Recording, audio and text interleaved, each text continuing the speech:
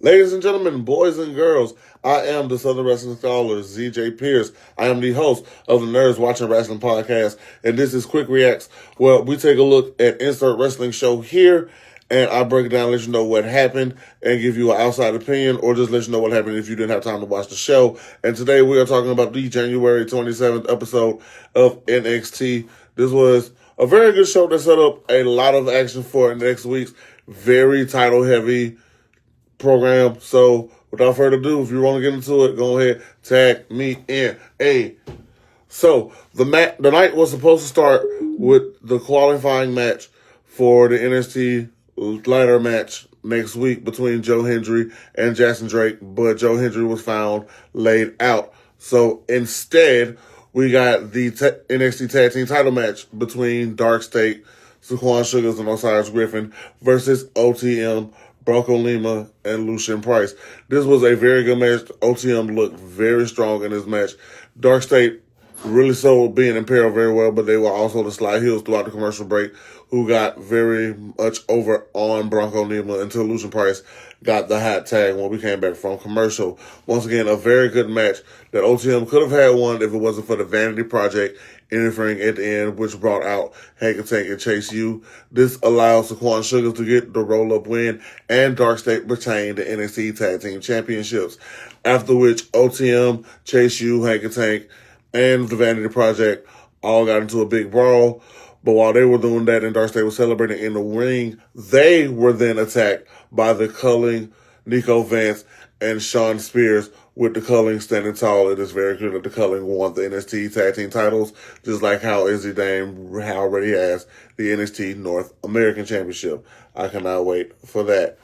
Next, Jada Parker takes on Nikita Lyons. Nikita Lyons does this match for Blake Monroe because she feels that Blake Monroe should have someone in her corner because, it's Blake Monroe, whatever. This was just Jada Parker's first match back, so obviously she was going to get the win here, and which she did with the Hypnotic and her new finisher, which Vic Joseph quoted as being called Deja Vu. After the match, there's a video package from Blake Monroe that tells Jada Parker that no one steals her spotlight and gets away with it. She will see her very soon. We cut backstage. I'm sorry, you guys, I'm very tongue-tied. Please forgive me. We cut backstage to Tavion Heiss and Lexis King get into a backstage argument as Tavion Heiss is giving the new guys some advice. We then get a video package of the Elegance brand cutting a promo on Zarya and Soruka ahead of their TNA Knockouts Tag Team title defense on next week's NXT. Look at the Knockouts Tag titles going over to NXT. It's going to be so good. But backstage, Zarya is on the phone with Soruka trying to figure out why she isn't at NXT. And Thea Hale tries to console Zarya, letting her know that friends come and go. Zarya takes it the wrong way and insists that she doesn't need advice from someone who stumbles upon the title. This makes Thea Hale mad, with Thea Hale being a former NXT North American champion who, of course, stumbled upon that title. This sets up their match for later in the night. We learned that because Joe Hendry is not 100%, he will not be able to compete in his qualifying match against Jackson Drake, which Ava then immediately just puts Jackson Drake in the match, but says that if Joe Hendry is cleared by next week, he will be in the match as well. More on that to come. Ethan Page and Ricky Stanks give Miles Warnes a pep talk ahead of his qualifying match with Deion Lennox, which was, again, a very, very good match. But unfortunately, this is just me personally, I don't see either of them winning the NXT Championship anytime soon. But that being said, it was still a very good match between both of them. Deion Lennox got the win after Ethan Page, who was at ringside trying to get Miles Warren to be more aggressive and do whatever it takes to win the match, tried to slide him the North American Championship to hit Deion Lennox with. They were caught by the referee. Deion Lennox hit his Michinoku spinebuster type deal to win the match. After the match, Ethan Page started to berate Miles Warren. Miles Warren laid him out. Woo-to-woo. We find out that Ava bails Tony D'Angelo out of jail after he was arrested last week and implies that NXT needs him. I say implied because you can audibly hear the crowd say, "No, we don't," when she says NXT needs you.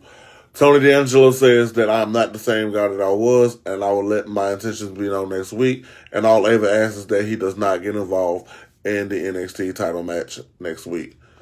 Next, we have the aforementioned Tavion Heights versus Lexis King setup match. This was more just a way to set up Lexis King's supergroup, including Ariana Grace, Stax, and what we found out later might include Charles Dempsey. Lexis King won, rah, rah, rah. Then, also, next aforementioned match, Thea Hale versus Zarya, but this did have Izzy Dame on commentary. This, however, was a pretty good match between Thea Hale and Zarya. Zarya did give Thea Hale more than I think she would, but this was more as a setup to build momentum towards Izzy Dame's triple threat match with Thea Hale and Lola Vice next week, but also build a further story because at the end of the match, towards the ending of the match, I should say, Tatum Pasley attacked Izzy Dame, who, like I said, was on commentary. This led to a distraction that distracted Zarya, and Thea Hale got the roll-up win. Okay. But then after the match, it appeared that Fatal Influence, Fallon Henley, and Lena Reed, with no JC Jane, she's probably in the Rumble, she's probably on her way to Saudi Arabia, looked as if they were going to attack Zarya and Thea Hale after the match until Zarya hit Thea Hale with an F5 as if she had no time for whatever this was going to be. This is just more tension for Zaruka. They are definitely breaking up after they lose to the Elegance brand next week. And finally, in the last qualifying match for the NXT title ladder match, Andre Chase took on Keanu Carver. This was Keanu Carver's NXT debut match, and this was definitely just a squash match to get him over. Keanu Carver beat Andre Chase very easily with some type of power slam. It was like a spinning power slam. It was good. It was a very fun match. He now advances into this now 7-person ladder match. It was supposed to be 6-person, now it's 7-person. But not before breaking Andre Chase's jaw. Like, he straight up bashed his head into the ring corner. Then he exposed the turnbuckle, bashed him to the ring corner again, then put his head on the steps and stomped it. So yeah, poor Andre Chase cannot catch a break.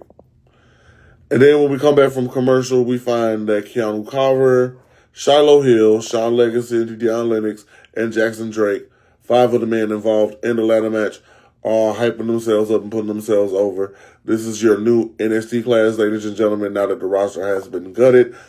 Ricky Saints then comes out with a ladder to remind everybody that this is his opportunity to become a 2-time NXT champion. And then, obviously, the brawl ensues.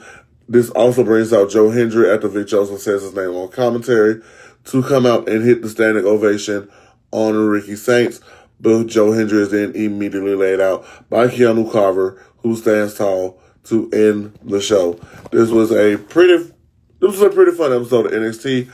I'm not mad at it at all. It set up all the championship matches for next week.